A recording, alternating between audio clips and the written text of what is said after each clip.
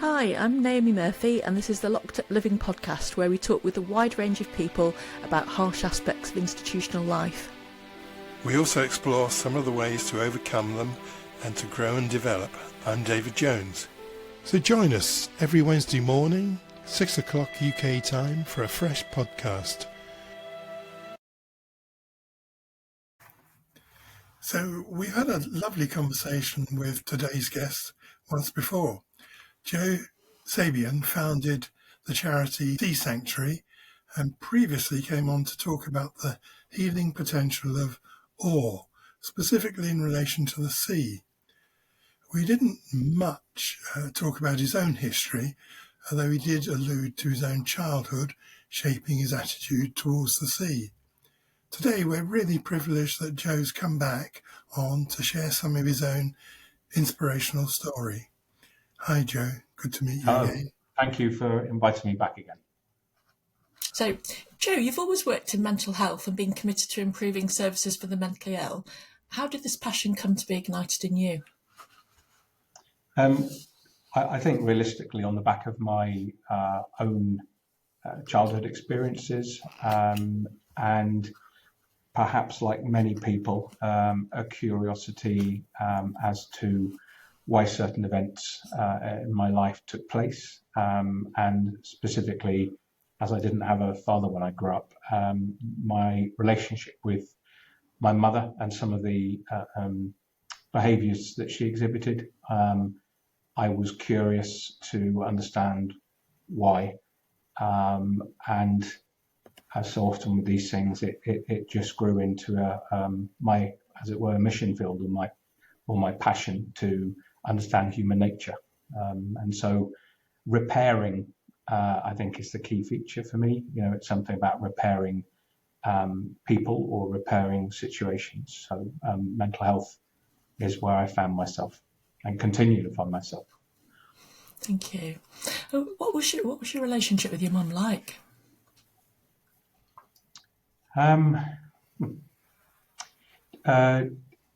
Difficult. Difficult, violent, empty, abusive, and desperately sad. I think when I look back at the child I was, desperately sad. That's how I would describe it. With a complete absence of any meaningful, loving relationship in the context of a mother and a son. One would expect to find that in abundance, and there was nothing warm there at all. Quite the contrary. That must have been particularly difficult, given you also didn't have a dad around. So you didn't have the one good parent there, perhaps compensating for a poorer parent. Yeah, as I grew up and found out more about my childhood, and then I gained access to my records when I went into care, but obviously that had a lot of assessment, sort of the relationship of my life prior to going into care, of my mother, of myself, and a lot of information came out that I wasn't aware of. There were reams of it. It was several documents, big, thick, weighty documents with lots of redacted information, as you would imagine. But yeah, it was really difficult, and it got worse. Hence, I ended up going into care after a sort of a sustained period of abuse from my mother and indeed from her partner as well. What was her partner like? She was an equally violent woman. Both my mother and my partner were big, scary, intimidating, violent women who, I've often reflected on whether my mother liked me or loved me. I think that's something I've thought about most of my life, in fact. And I wouldn't expect that her partner hated me, but I believe she certainly hated what I represented, which was something else in the way of that relationship from developing and continuing. So yeah, I mean, I experienced abuse from both of them over a very long period of time before going into care. It's really interesting that you were stuck with that question of yourself in terms of whether your mum had loved you, because I think one of the things I found working with people in secure services was often there was, especially the sort of the more high secure services, was often people had that sense that their parents had hated them and wanted to obliterate them in some way. You know, they'd felt they'd had a very strong, powerful message, whereas in other settings, parents were behaved abusively, but people found it easier to see that their parents were just kind of like being heavy-handed with discipline, for instance, and didn't know how to reprimand in a way that was kind and compassionate. But for some people, it does appear like they end up having this message that they're not wanted by their parent. That's a heartbreaking message for a child to pick up from their parents. You know, it's something that stating the obvious here, it's something that no child or person, no child should ever experience. And I, on balance, would love to say that I think she was heavy-handed, but it was far more than that. Yeah, far more than that. And I think I touched on very briefly before. I am aware, again, subsequent to my time in care, I was made aware that my mother and her partner had kind of conspired, really,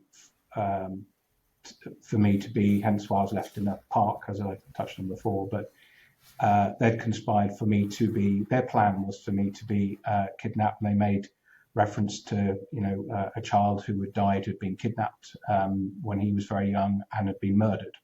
And they placed me, this is the point, I think, they placed me in the way, deliberately in the way of harm, repeatedly, every day, because their plan quite clearly was for me to have the same outcome. And it's extraordinary when I've touched on that, and I don't talk about it a lot, but when I've touched on that, it seems almost unbelievable that a parent, I mean, I'm a parent of 2 children, you know, it seems almost unbelievable that a parent, a person, would do that to another person, let alone their own child. But that was clearly the evidence, and that evidence was actually submitted in a court of law as well.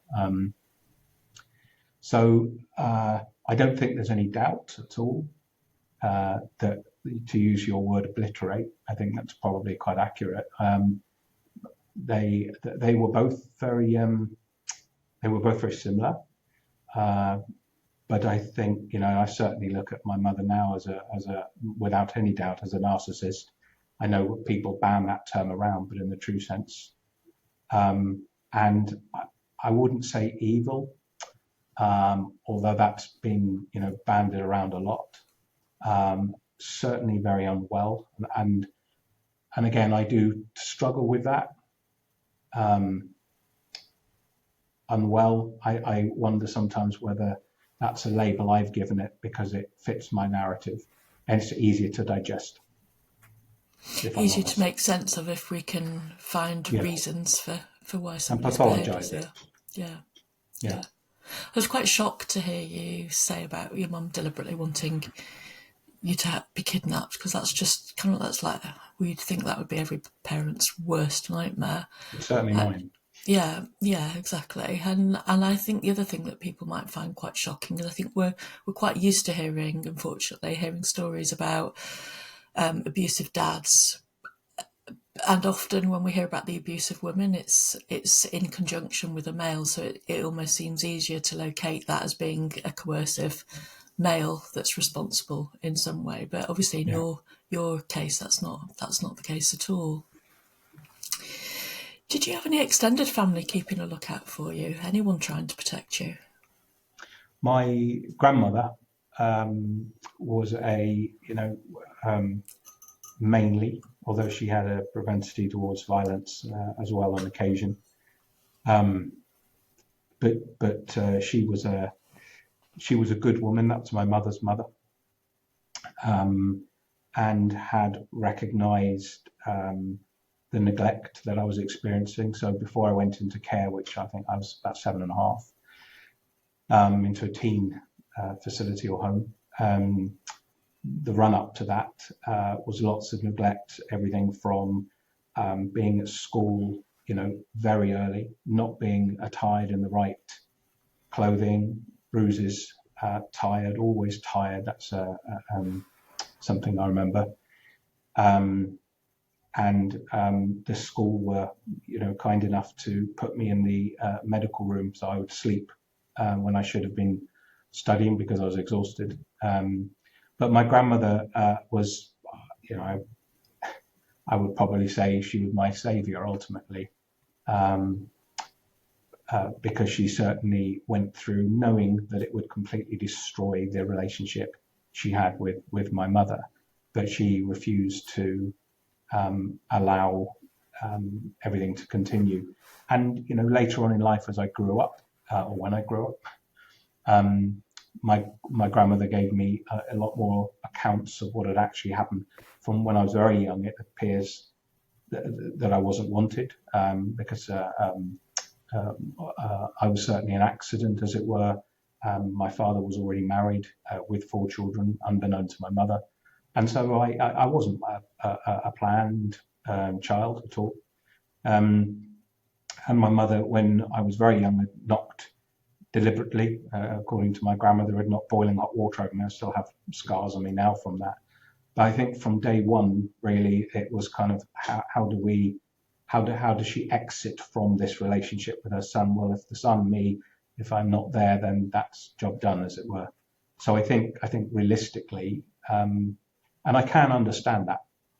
If I sit back, I can see it must have been enormously stressful for her, and a single parent, and then ultimately in a relationship with another woman. So I think my mother was all over the place, quite frankly.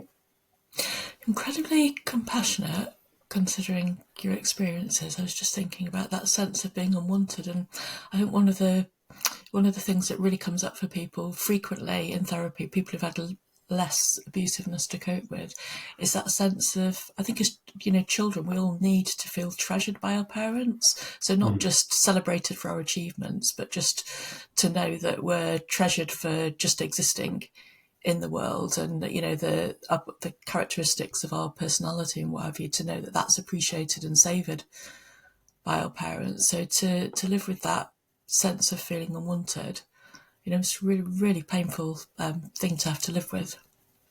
It's something I have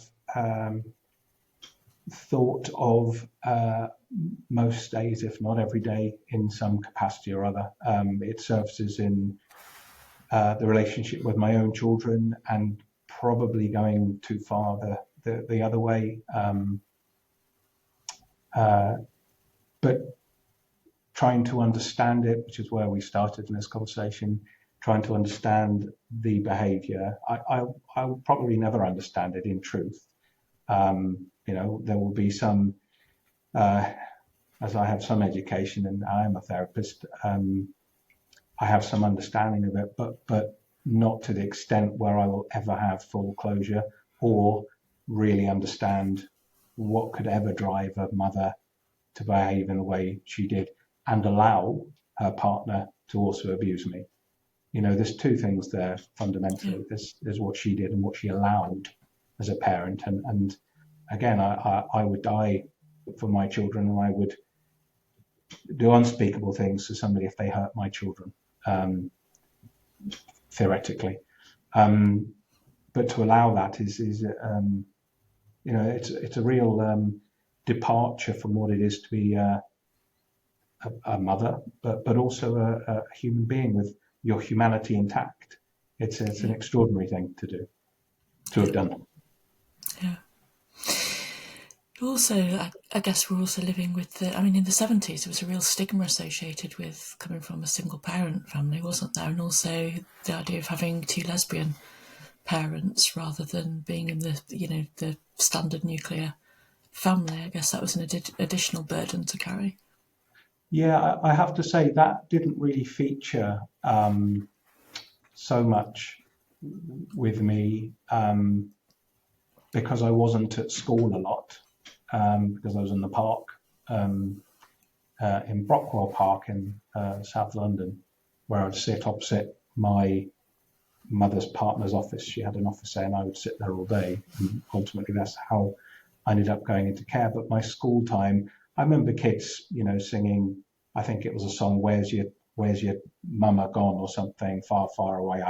I'm no singer, but I remember children would taunt me certainly about that, and about my mum's appearance. I remember that. But because I was dropped off and then sometimes not picked up at all, or sometimes my grandmother picked me up and other times I was absent, that wasn't my main focus. I think my main focus, looking back, was just staying alive and surviving it, and trying actually. And as I'm saying this, I'm feeling it in my body, so I know it's true. Trying to be a good son. So I would have experienced some warmth. Sorry, I composed myself before coming on. And it's really brave of you to come on and have this conversation. And obviously we'd met beforehand, and it was a conversation you wanted to have. But it's a very painful story even to hear about. Never mind to have that be what you're carrying along with you. I really appreciate you coming on, and I know that you wanted to share your story to offer hope to other people as well. That people can hear things can be really hard, but actually it is possible to make recovery and do something really positive with your life. Post-traumatic growth, I think they call it. Yeah. Yes, thank you, Joe. Well, as Naomi says, it's extremely brave coming on and talking like this, but it's so important that you or people like you do come forward with these testimonies, because otherwise people are just spectators looking in and seeing hardly anything. So you mentioned that you went into care at age 7. So was there something specific that happened, or was it just picked up? It was fairly specific. Yeah, it's about there was the summer of 1977. So I would have been 7.5, and I had a run of a long run of being in Brockwell Park in the mornings, until the day. That's where I started, and I'd been there. This is one day. I'd been there from the morning, and I was told, very clearly by my mother's partner not to move, because I would have, as usual, I would have had a beating from her. And I sat under this seat, and this man passed me in the morning. Oh, I didn't notice him in the morning, I have to say, but he noticed me. And when he finished his, what they call early turn, because he was a police officer, PC Goodfellow, and he, at the time, they had a little station, I guess like a satellite station in the park. And he noticed me there when he finished his early turn, and he approached me, and I was told not to talk to strangers, so I legged it, and he pursued me, caught me because he was a lot faster and bigger. And then I remember being under his arms and literally carried me like a huge piece of wood or something under his arms, and took me into the park, into the police station. And that is where my journey into care started. Started going from there into a little. They had it. What I remember, it was almost like lots of little beds in almost like a hall, and there were lots of children there. Sounds like something out of Oliver Twist, but it wasn't. And that was a sort of first journey into care, and then subsequently other little homes, and then I ended up in Grafton Close. I think while they were putting evidence together, and my grandmother and mother had been notified and so on. So that, yeah, so the event in the park was my first journey into care. Thank you. What's Grafton Close? Grafton Close is was my first children's home in sort of Hounslow, Witton, under the borough of Richmond upon Thames, and quite a notorious children's home for the abuse that went on over a very long period, 70s and 80s. So that was my home, and as I touched on earlier, I went in approximately half the age of the other children there, who were all very disturbed and unwell, I think. So that was Grafton Close. Right. So did you get caught up in all of that? And I excuse me, I had an attempt many years later at taking some of the people in the home to court, but there was insufficient evidence, witness statements, which was unfortunately, or has been the case for many people from Grafton Close. They've been unsuccessful in pursuing it, even as a broader claim, as a joint, what are they called? Where you have multiple actions simultaneously. But Grafton Close was it was a deviant paradise, quite frankly. So I went from out of the fire and into the, whatever it is. Out of the frying pan into the fire, yes. Yeah. So if you were round about 7, then many of the other children would have been 14-ish, were they? From 13, 14 and upwards. Right. And when we think these days of, children's home, and my previous organisation ran a children's home, and you would expect to see safeguarding measures in place, and staff being checked, and fundamentally the staff really didn't exist at the home. They were absentee landlords, as it were, and it was, the things that went on in the home were just extraordinary. You just wouldn't believe it. But everything from clambering over rooftops to setting fire to things, shoplifting, throwing eggs at people, sexual abuse. And people being collected from the home and taken to be abused elsewhere. All of this really went on in the 70s. And what we know, obviously, that subsequently there have been lots of issues up north as well with grooming and gangs, and so it still goes on. But in the 70s, it was amplified because there was quite literally nobody interested. I remember when I first was training as a psychologist, actually, when somebody had lived in a children's home, you kind of assumed that was part of their experience, because it just seemed to be so rife in children's homes in the 70s and earlier than that, most definitely. It really was, and there was no protection afforded. Frankly, the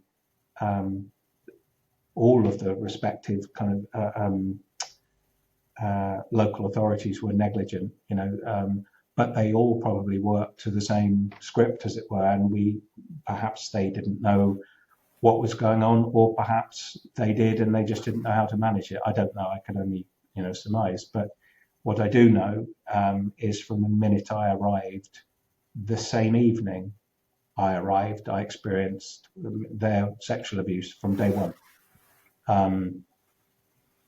And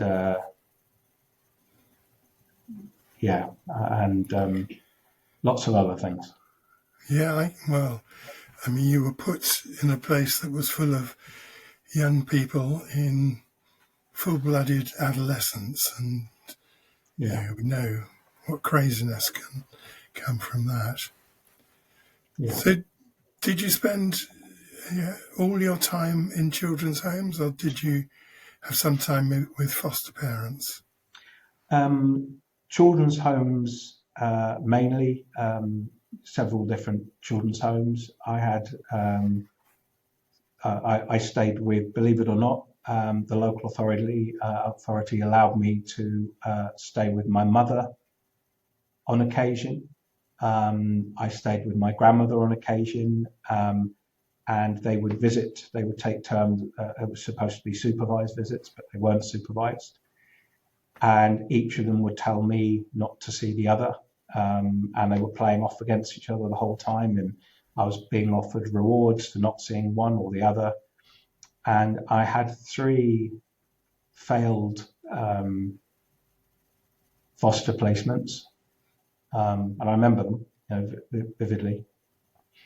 And I was described as too boisterous, or too much to handle, or too talkative, too something or other. I wasn't suitable. But I think on balance, certainly one of them I was placed with 2 younger female children, and I would have been boisterous. No 2 ways about it.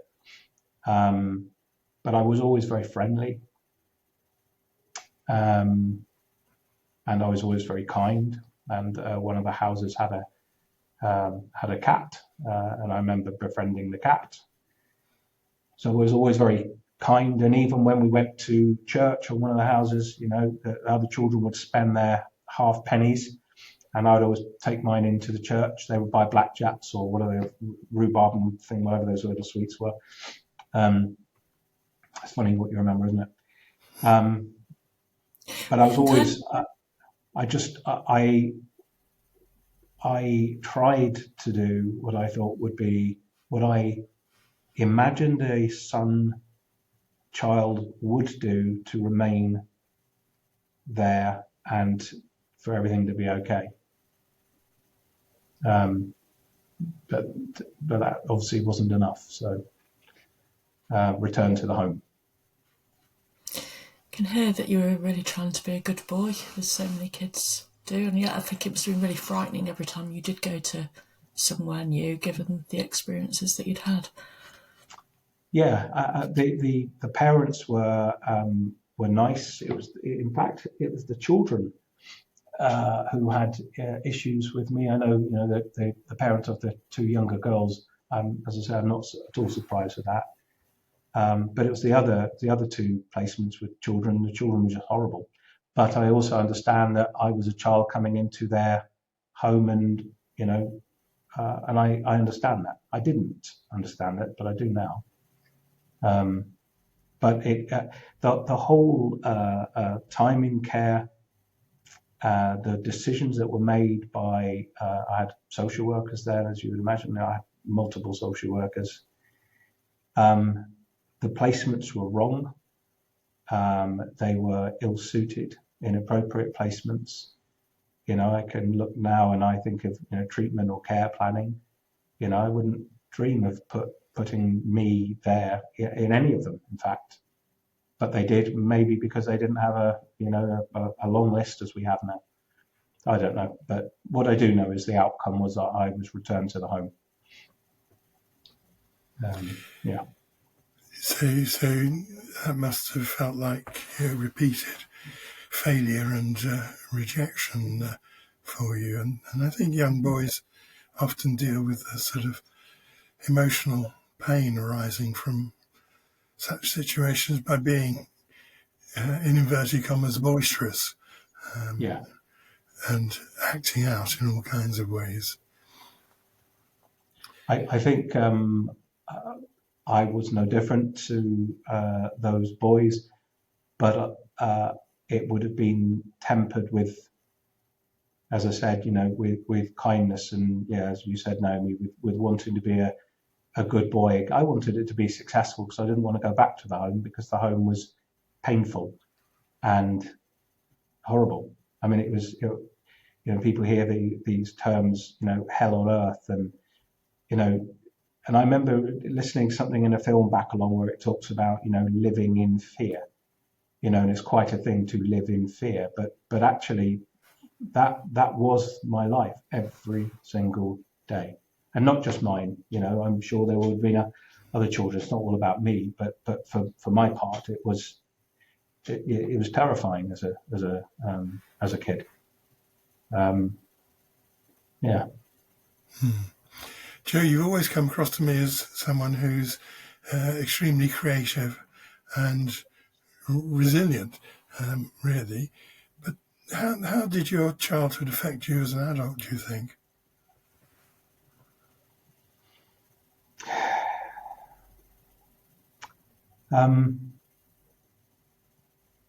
I think I've carried around and continue to a lot of the scars from my childhood. I think it's certainly played out in my vocation. I still have an interest in people. I haven't lost faith in people, despite, I guess that would have been easy to have done. I have been and continue to be angry. I am still angry. I often think I'm not. I'm certainly calm. But there's this part of me, it's like a pie chart. It's not anger. It's sadness, in fact. It presents itself as anger. So I suppose I've carried around sadness, and whilst I'm creative, that's the part of my brain where I can explore new ideas and try and help people. But if I'm honest, and I have a loving family, and it absolutely breaks my heart, the world most of the time seems grey. I feel I have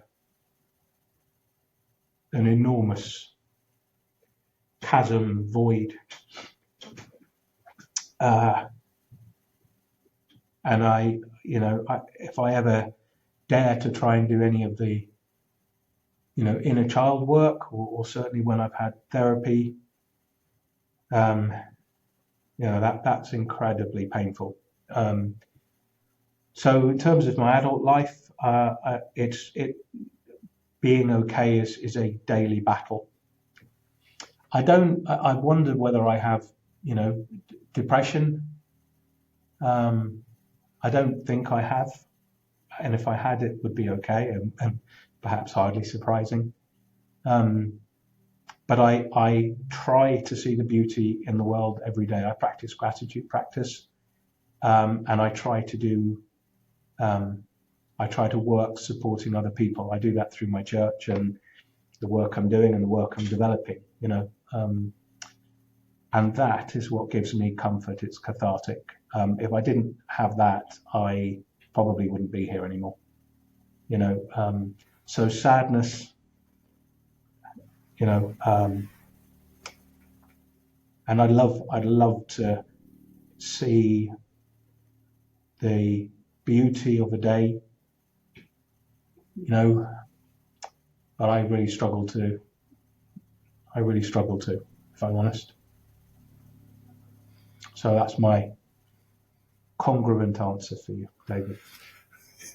Yeah, has that become more difficult for you as you've grown older? Because you've obviously filled your life with many extremely colourful things and activities. I think the more I do, the better I feel. And I've recently, my wife and I are pastoral leads at a church, and I've examined why. Is it a crutch for me, and am I trying to make sense of it through God? I have a simple faith, I really do. But what it affords me the opportunity to do is to help people who are often fragile or broken, and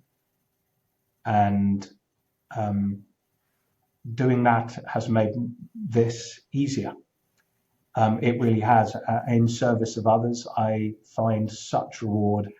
And I was doing that when I was 15, when my mates were going out getting drunk and taking drugs. I was working in an EMI, elderly mentally infirm ward in a hospital in southwest London. And even back then, I didn't know why I was doing it, but there was something wholesome about it, something good. And I do as much of that as I can now. And it feels good. And of course, our vulnerability is what allows us to connect so authentically with people. And for years, because I'm, big with a shaved head and sometimes aloof or sometimes introverted, depending on how people want to frame that. I certainly didn't communicate any vulnerability at all, nothing, because why would I with my history? But I found through Sea Sanctuary, through working with people, and I also worked with the police for 3.5 years, doing what they call crisis negotiation. So that's talking people off bridges and cliffs. I call it getting alongside somebody. But what allowed me to be successful in that was authentically connecting and people feeling hurt from me, and that's what they needed at the time. I'm not saying I would, well up or cry. I didn't do that, but you could communicate and empathize on a really profound level with people, because hurt talks. You don't have to say anything. It resonates. It's a very long answer to your short question. Sorry. But yeah, so as I've got older, it's got easier because I found coping strategies in service of others and helping others has been the most important thing, along with my faith. It's really interesting to hear that shift in your energy, actually, as you spoke of being in service to others, and also for anyone who's not watching but is listening to the audio, your face literally lights up as you talk about that. So obviously there's something that's nourishing about serving a very useful purpose there as you talk about that. But I also would like to just draw listeners' attention to our previous conversation that we had with you about the work of Sea Sanctuary, because again, I think what you spoke really powerfully about was about the power of awe and appreciation of the sea, and all that entails, as a way of kind of trying to feed yourself some nourishment. Yeah, and the setting up of the charity and finding goodness outdoors in nature, and particularly, as I said before, for me, the sea has been amazing. People say often it's a body of water, but it isn't just a body of water. For me, it's the sea. And that has absolutely hasn't changed. I just take that for granted. That's just what I do. But as a lot of us do down in Cornwall, as you'd imagine. But I think for me, the real work that goes on, that those cathartic activities are very much about helping other people. And I would encourage anybody, to find a purpose and meaning. If we think of Frankl's work, Man's Search for Meaning. So, that really important purpose and connection and meaning, but it doesn't have to be grandiose. It doesn't have to be big. It can be something really small, but we've got to get our hook into something, because if we don't, I would have, I wouldn't be grounded. As grounded, I don't feel particularly grounded at this moment in time, but I wouldn't be grounded. So there's something about, without a shadow of a doubt for me, and I'm learning this later, which is what I love. I'm 54 now, and the more I do supporting people, the better I feel. So why would I want to do less of that? I need to do more of that. So it's like a light bulb, but I already knew that, but I'm doing more of it. Yeah. Thank you. Joe, have you seen anything of your mum since you became an adult?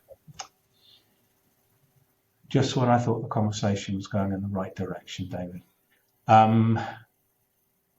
I saw my mother physically saw her in 1993, which is when my grandmother died, and I went to visit her and told her that her mother had died, and I didn't recognise her because I hadn't seen her since I was, very young, and she just laughed.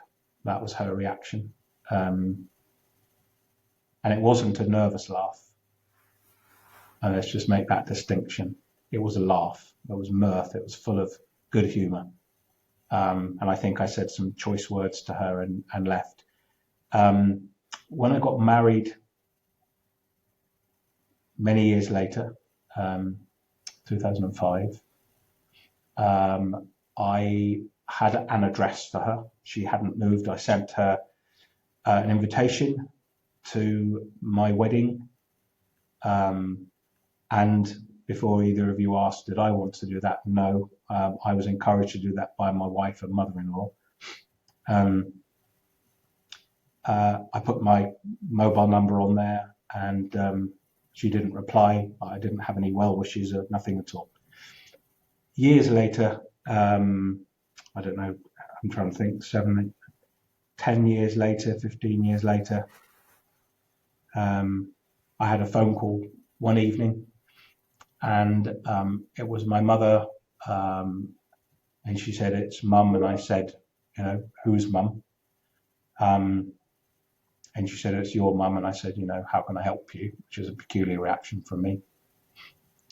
And she then proceeded to tell me that her partner had cancer and she left her. And I said, "That's a very nice thing to do." Obviously employing some sarcasm there. And I said, "Where are you?" And she wouldn't tell me where she was. She said, "Somewhere up north." She wouldn't give me any information, but she asked for photos. Do I have grandchildren? Yes. Can you send me pictures of my grandchildren? Which I didn't. And we exchanged an email. I said, "I need to have a think about whether, I want you in my life." And I sent her an email which said, I don't feel that you'll add any nourishment to my life or that of my family's, and I don't want to see you or hear from you again. And she just said, "Okay." There's no fighting for me. There was no, please reconsider or have a think about it and come back to me in 6 months. It was just, okay. And that's it. So I've seen her once, and spoken to her once since I was a child.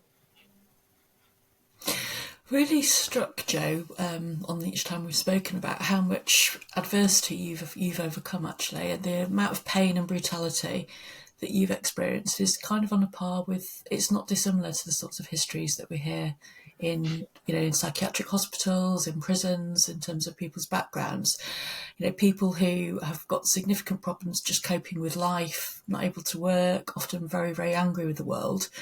And that made me wonder, what was it that's helped you maintain your wholesomeness during that time? And you can hear that thread of wholesomeness throughout this whole conversation, I think. And I wondered how you've avoided becoming stuck in your own victimisation, but managed to kind of trying to keep pushing yourself forward, but also holding on to that core of integrity within you that can get damaged or corrupted at times in people. I've given that lots of thought. I mean, before you and I spoke and being invited here, I don't think it hasn't been without some, on occasion, suicidal ideation. I definitely wished I wasn't here in the world.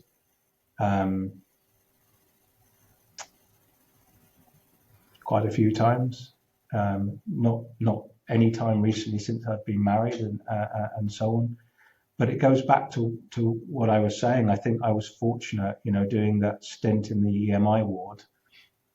left a mark on me in terms of how it felt for me. And I firmly believe that, and you know, we often hear, don't we, that walking somebody across the road, well, we're not doing it for them. It is cathartic. It's something it feels good to do good. If you imagine that premise or theory, you know, manifested in day-to-day living, not just helping that old person across the road once, but in the service of other people as much as possible, it provides nourishment. And I think life is about ultimately trying to do more of, stating the obvious here, but doing more of what nourishes us way more than what depletes us. And I think where we have it wrong in society so often is that the balance is here. It should be here. And it's not easy to do, but actually that's because often people have a fairly insular view about what they can do to improve their level of nourishment. Well, when we help other people, and if we do it a lot and we're intentional about it, I think it yields fantastic results. And I used to joke and say, well, you know, I've worked in a psychiatric hospital, I've worked for the NHS, you know, what better place to hide my sadness or madness amongst people who were arguably madder than me. I don't use the word mad, you know, literally. And I used to joke about that. And then one day I thought, it's not actually that funny. It's probably more accurate than jovial, but not mad, but more sad. And I then had to unpick, you know, anger we've touched on, you know, that anger, that sadness, that juxtaposition of them, and trying to work out, you know, what am I angry about? And then reframing that, what are you sad about? But really, I guess I've done an awful lot of work on me. I'm a deep, well, I'd like to think I'm a deep thinker. I'm very reflective. I really believe in the power of process. You know, I've had some brilliant people around me. I've had some really good therapists around me, you know, and talking, particularly for men, is a real, it's really difficult for men. You know, the men I've worked with, you know, the people who've been suicidal, you know, have not all been men, but probably 70% of them have been men, and they will not talk. And so for me, you know, that wholesomeness it's doing, as I touched on earlier, my faith is, you know, being at church is the only place I find peace. And that's another component that's often missing. You know, people are busy doing, we can touch base with nature, but where do we experience peace, and how do we know when we've reached that place? You know, and I think that's really important as well. So it's finding, you know, when I'm at church and I'm serving drinks or picking up teacups or doing the welcoming, you know, I love it. It's so good, and to know that my life, I know I have children, you know, and if I achieve nothing else, fine. But to know that my life, there's something about those experiences and the hurt and everything now is a formula for helping others, you know, and those people who, you know, I had a 3.5 hour conversation with a girl at the top of a cliff some years back. And I'm certain if I hadn't had those experiences, she would have probably gone to her, you know, to her death. And that's a gift. We always think of hurt and sadness as a curse. It can be a gift. So my wholesomeness is recognizing that pain and trauma is a gift, and that gift can be given to others. It probably sounds a little bit corny, but I mean that. Very powerful, Joe. Thank you. Thank you very much, Joe. You've come along today and you've been describing these very painful experiences and painful memories, which are actually painful to hear as well. And you've done that in order to help others to gather some more understanding, which has been extremely brave of you. Thank you. But perhaps on a more positive note, obviously other people have benefited from your need to channel your hurt into something constructive. But as well as Sea Sanctuary, you've done other things as well. Do you want to tell us a bit about your latest project? Yeah, I recognised. Sea Sanctuary was hugely successful, and over its life we supported thousands of people, and that's a wonderful testimony to the effort of the whole of Sea Sanctuary's team. Certainly not just me. We had brilliant therapists and ops managers and support staff. It was wonderful. But when the charity descaled and rebranded, it became really apparent that there was a real, misalignment of what we think is a problem in accessing mental health services, and that kind of it's a global picture. But in the UK, we have an issue around how we find support. We think it's about disinvestment in the NHS, and we think it's about waiting lists. My experience tells me, in the hundreds of emails and messages I received, that most of the time people don't know where to find support in one place. I'm just being slightly careful here because this is a little bit commercially sensitive. What I've done is I've done a lot of research, and it's led me to a place to have really everything in one place, which is basically a digital health app that I'm working on, which will allow people to access support when they need it, certainly within their area. And interestingly, I've been with police officers where they've been on Google, and they're struggling to find an organisation or an individual to help somebody in crisis. The new service that I'm developing, based on our testing so far, will allow that person to find somebody within about 90 seconds. I could go into it a lot more, but I'm not going to at this stage. Simply will suffice to say that what I'm developing at the minute will give people's real hope in that what they need is available. Because at any one time, organizations, therapists, psychologists, psychiatrists, they are available. People just don't know how to reach them. So I'm developing that. And I'm not talking about the likes of BetterHelp and all of that stuff that's around. This is to help people. This isn't about making venture capitalism and any of that nonsense. This is about supporting people, getting help when they need it.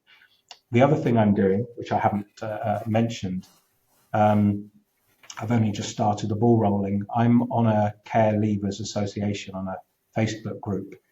And this podcast and being invited here made me think that there's probably a lot of other people in care who have an enormous, I don't mean me in this, just to be clear, but have an enormous amount of resilience, and they have a story to tell, and they have, talents that they haven't even recognized. So what I'm also doing at the minute, I've put together a series of questions, and I'm now liaising with somebody from the Carers Reunited thing to give people a voice. I'm going to try and have a little book published for and each person will be a chapter. So I'm working on that as well. On the back of this, this was an inspiration for that, because there's so many people on this association, and I read a little bit about them, and they've got children and they've got good jobs, and and again, I just think you're all amazing people. You've survived. I mean, wow. But nobody's ever going to get to hear about this. They just pass you in the street like, or you're struggling, and so I want to give them a voice.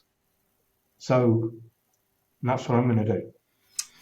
Sounds very Anyway, exciting. and there's a few other things, but that'll do for a minute. Great.